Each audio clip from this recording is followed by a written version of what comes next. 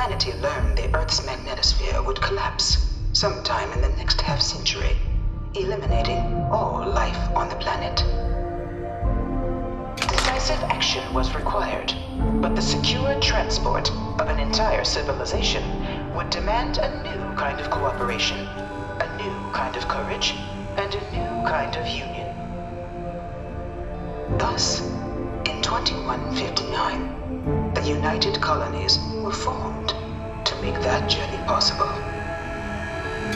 Just 1 year later, the Galileo, the first of many colony ships, touched down here on Jemison, beginning a new era of human history, the age of the United Colonies.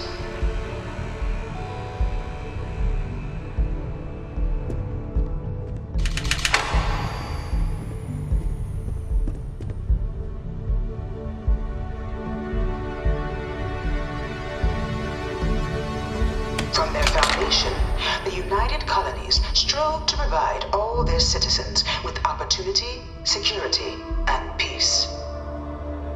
But there were those among the UC that still wanted something more: independence.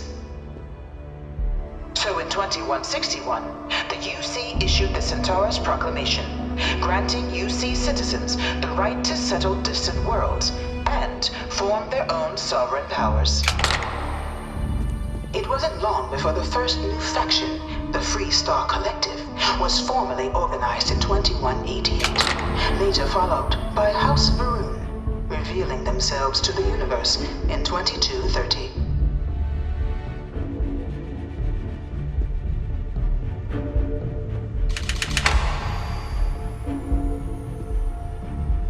It was only in 2230 that the faction known as House Varun first made contact with the rest of the settled systems. Founded by the passengers of a colony ship that had left New Atlantis and disappeared 4 decades earlier, House Varun was a faction unlike any other. A theocracy dedicated wholly to the beliefs of its isolationist founder, Janan Varun. House Varun initially made overtures of peace towards the rest of the settled systems. They claimed their only intention was to spread the word of their god, the Great Serpent.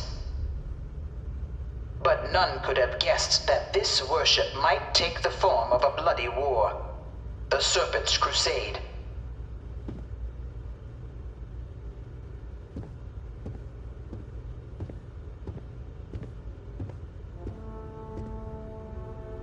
The Freestar Collective was initially founded in 2188, when the citizens of Aquila banded together with the pleasure city of Neon in mutual defense. But in 2194, after the deployment of a UC medical star station in orbit around their world, the citizens of Narion also requested to join the collective. The resulting rise in tensions between the Freestar Collective and UC culminated in the settled system's first intergalactic conflict, the Narion War. Despite a decisive victory by the UC, the colonies permitted the citizens of Narion to join the collective, forming the basis for the fiercely independent union that persists to this day.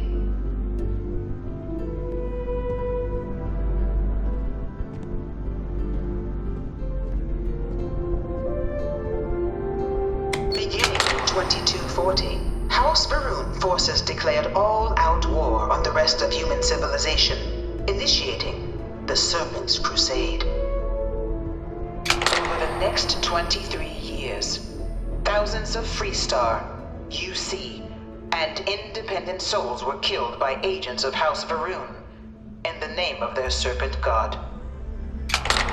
It was only with the death of their founder in 2263 and the succession of his heir, Jarek, that House Varun finally sued for peace. There remains, however, select members of House Varun who refuse to recognize the cessation of hostilities their leaders established.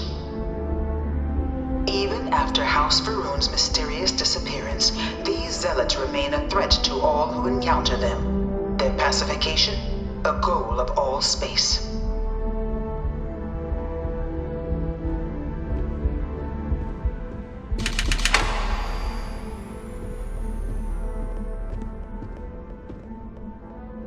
Of the many conflicts between the galaxy's factions, none was more brutal than the recent colony war between the UC and the Freestar Collective.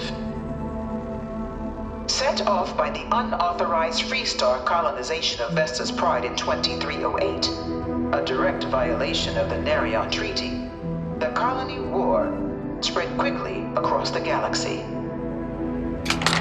Both sides deployed every tool at their disposal. Armadas of warships, mechanized combat platforms, or mechs. Even bioengineered alien creatures. The infamous UC xeno-weapons. It was only in 2311 at the Battle of Cheyenne that the scales finally tipped. The Freestar Collective, utilizing their civilian fleet as a human shield, successfully crippled the superior United Colonies Navy.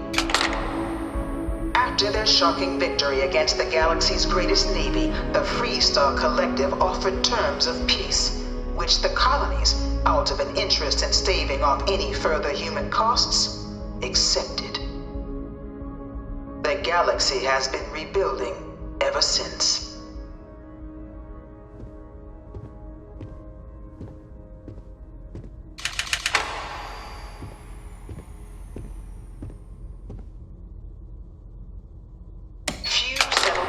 Were left untouched by the colony war. But nowhere could the viciousness of modern warfare be seen more clearly than on the Freestar planet of Nera. Initially occupied by invading United Colonies forces as a forward operating position, repeated attempts to take and retake the planet by collective forces led only to devastation. Swaths of the world were transformed into scorched husks, a nightmarish testament to the depths of human ingenuity and human cruelty. And today, Nera remains a continuing reminder to the horrors of unfettered war.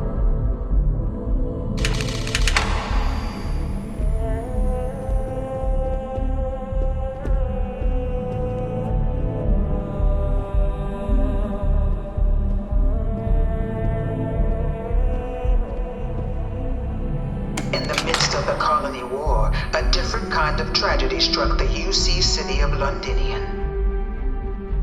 A newly constructed but critical supply center for the United Colonies war effort, Londinian found itself overrun by one of the galaxy's most mysterious predators, the Terramorph.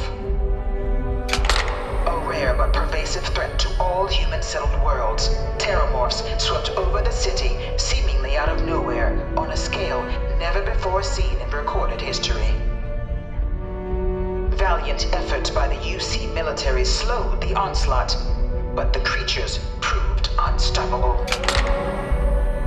Ultimately, the decision was made to destroy the Londinian spaceport, sealing off the city, the outbreak, and its citizenry from the galaxy at large. The tragedy of Londinian is mourned by the UC to this day.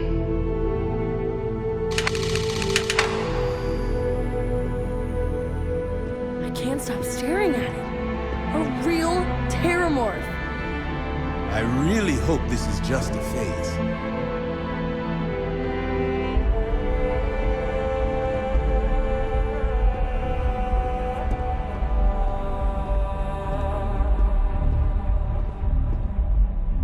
After the devastation wrought by the colony war, the UC and the Freestar Collective came together to ratify a treaty that became known as the Armistice. Both sides agreed to a vast reduction in standing forces, and that xeno-weapons and mech warfare would be outlawed.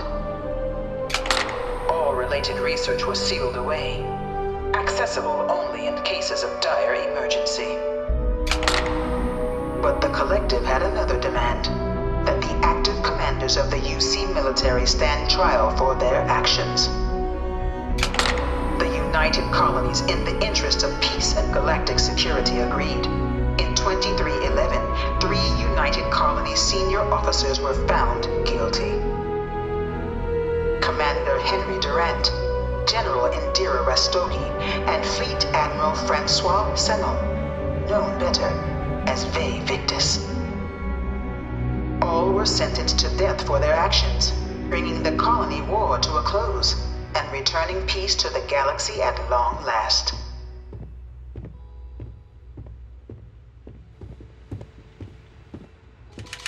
You didn't hear this from me, but those ecliptic mercenaries, the factions use them sometimes. Freestar Collective and UC both. It's why they give them a wide berth. Ask me, those murdering assholes should be blasted into space dust. It was into this new world that the Vanguard was born. An official branch of the UC Navy, the Vanguard is the United Colonies Volunteer Fleet, serving a myriad of security, logistical, and reconnaissance roles. And after a sufficient length of service, UC citizenship is guaranteed to every Vanguard member. Open to all captains, regardless of origin, the Vanguard is leading the charge to protect and support the citizens of the United Colonies, wherever in the galaxy they may be.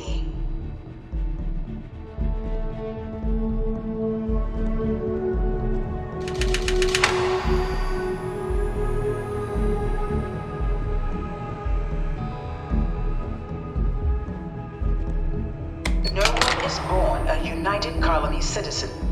Only through service to the UC can one hope to earn one's citizenship. But the UC prides itself on taking care of its people.